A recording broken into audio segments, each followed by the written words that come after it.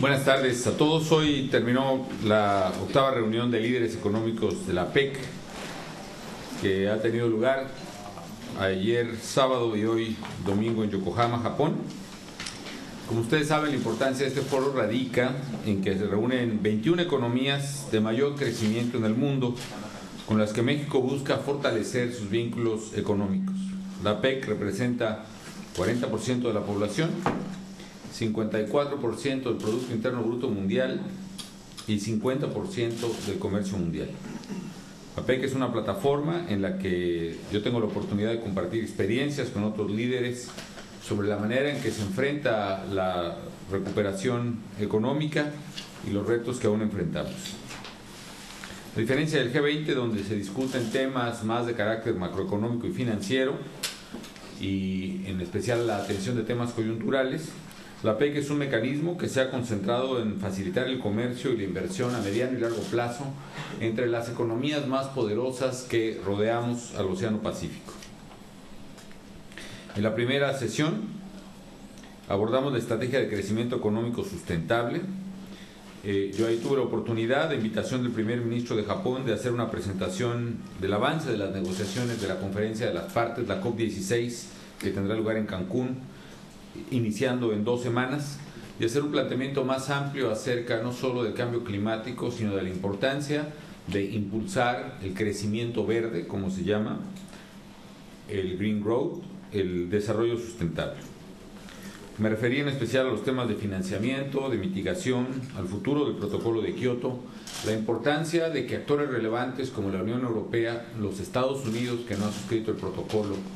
y también otras economías emergentes que son grandes emisoras como China o India, participen con compromisos más claros, siempre bajo el principio de responsabilidades comunes pero diferenciadas que caracteriza precisamente a este instrumento internacional. Hoy, en el segundo retiro,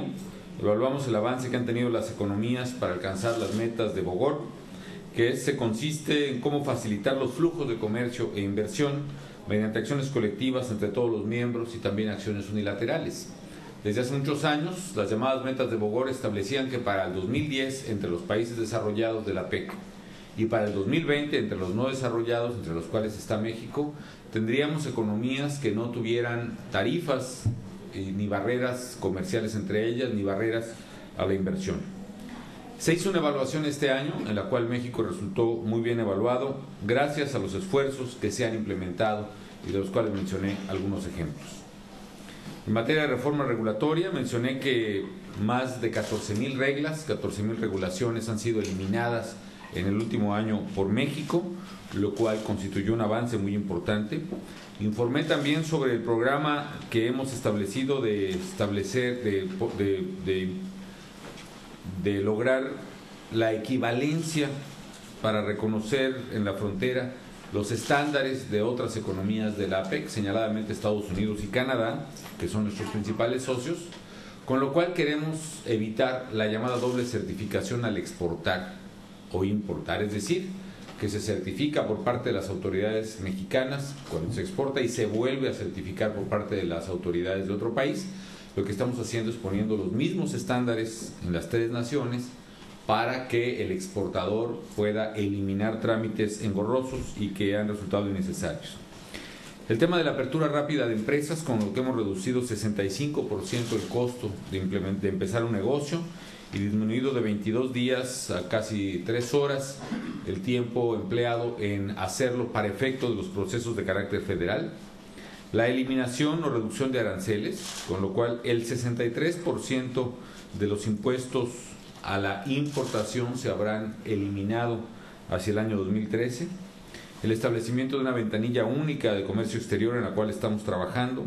El apoyo a las pequeñas y medianas empresas. La reducción de aranceles de un 12% promedio en 2008 a un 5% en este año 2010 y el objetivo de llegar hasta un 4% en el año 2013, con lo cual México está acelerando su paso hacia el cumplimiento de los compromisos de Bogor de apertura comercial y apertura a la inversión. Adicionalmente, tuvimos un diálogo con empresarios, los más importantes de la región, y con inversionistas, La reunión con ellos fue muy productiva y pudimos transmitir confianza y certidumbre acerca del comportamiento de la economía mexicana y también acerca del liderazgo que México está impulsando junto con otros países para que se asuman compromisos respecto de las alternativas de energía sustentable para el crecimiento verde en la región y en el mundo. También en Japón tuve encuentros bilaterales, algunos formales, otros informales, con objeto de promover a México como destinos de inversión, fortalecer nuestros vínculos de intercambio comercial y discutir los temas de cambio climático de cara a la COP16. Entre los encuentros formales con líderes de la PEC, tuve un encuentro, por ejemplo, con el primer ministro de Nueva Zelanda, con la nueva primer ministro de Australia,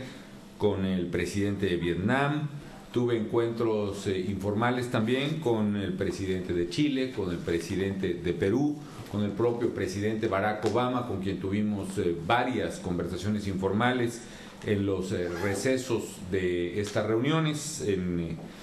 y con otros líderes de la región, con el primer ministro, desde luego, de Canadá, con el presidente de Corea, con el propio primer ministro Kan de Japón, con quienes tuvimos en este ambiente de reunión, de retiro, en los recesos del mismo, la oportunidad de charlar brevemente pues con cada uno de ellos. Los líderes de APEC adoptamos hoy la declaración de Yokohama, en la cual asumimos compromisos específicos para implementar la llamada estrategia de crecimiento de APEC. Nuestro objetivo es alcanzar un desarrollo económico balanceado que permita reducir los desequilibrios al interior y entre nuestras economías, impulsar un crecimiento basado en políticas macroeconómicas sólidas que generen oportunidades para toda la sociedad, incluyendo mujeres y grupos vulnerables, que sea sustentable y armónico con el medio ambiente y que promueva la innovación. También acordamos impulsar una nueva estrategia de APEC para promover entre nuestras economías reformas estructurales que permitan incrementar la competitividad en Asia-Pacífico. A mí me quedó claro finalmente que las economías que han ido cumpliendo con precisamente las metas de Bogor han sido economías que han tenido éxito en su comportamiento económico. Quiero destacar especialmente en nuestra América Latina el caso de Perú, que ha ido mucho más rápido en términos de eliminación de aranceles, de apertura de acuerdos de libre comercio, y Perú ha registrado tasas de crecimiento muy positivas, de promedio de casi 7% en los últimos años, con lo cual verdaderamente está incrementando notablemente el nivel de vida de su población. A mí me queda claro que es a través del comercio libre y la inversión como puede acelerarse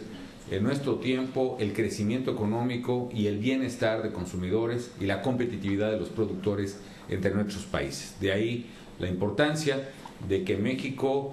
no solo siga, sino que reimpulse su esfuerzo por establecer mucho más vínculos económicos,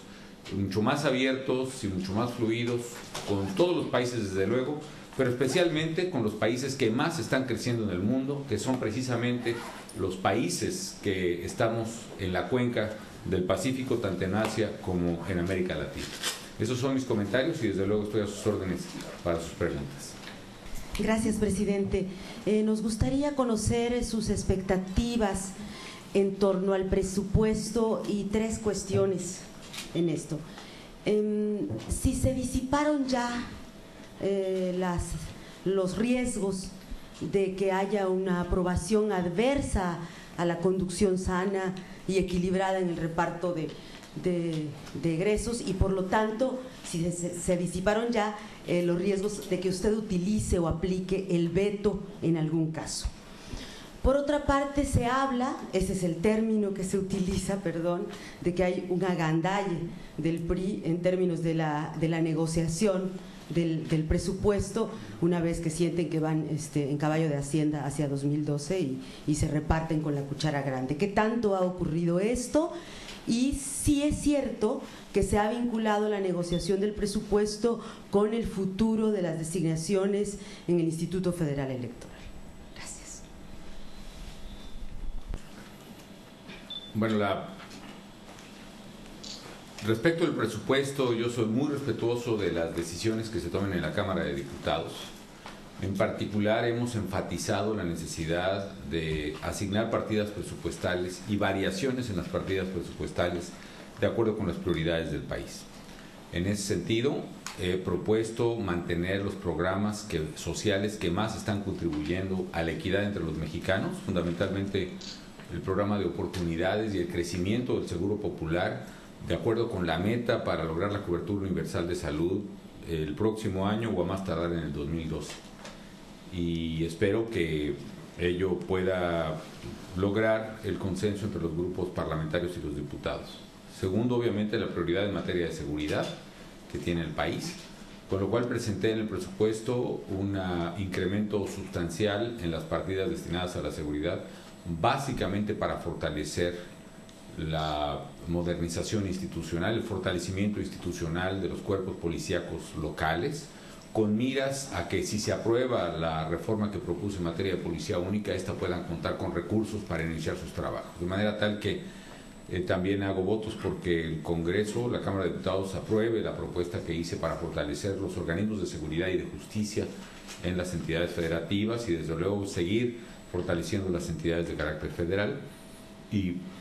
finalmente una partida para, sé que se está discutiendo mucho en el ámbito de infraestructura carretera,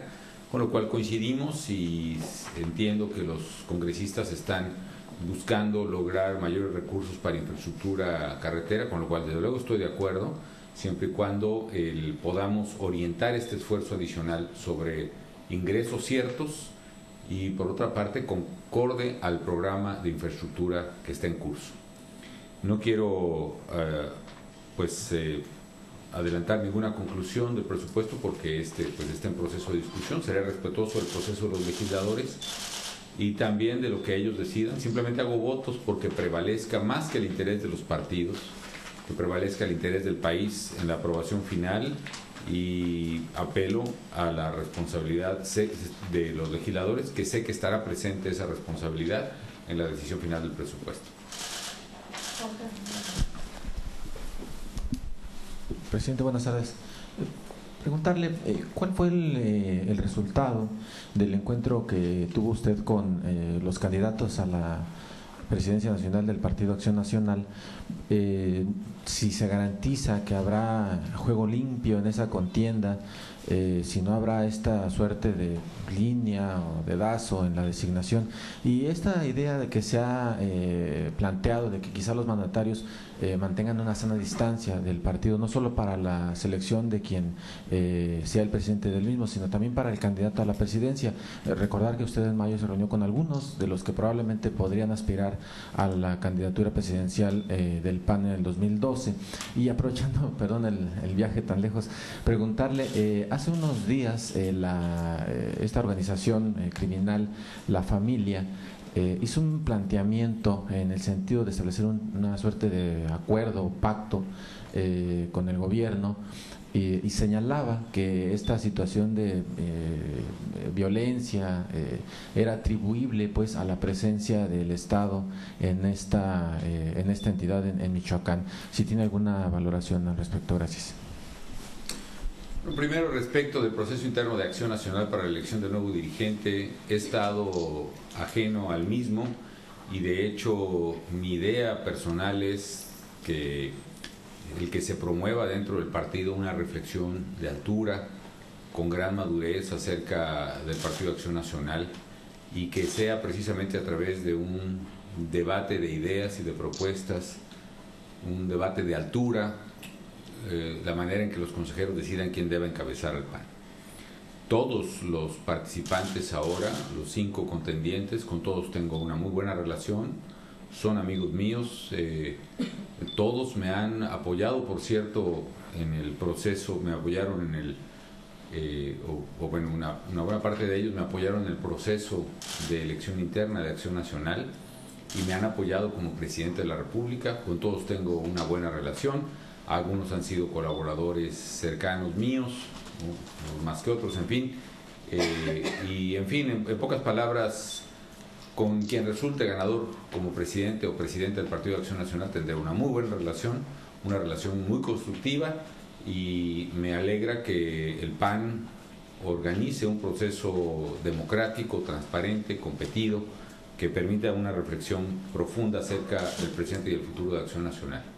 Lo mismo en cuanto al Partido de Acción Nacional respecto de la candidatura a la presidencia de la República. Como ocurrió en mi propio caso, la organización de un proceso democrático en lo interno permitirá no solo una reflexión entre los miembros del PAN, sino entre la propia opinión pública, para ponderar en su justa dimensión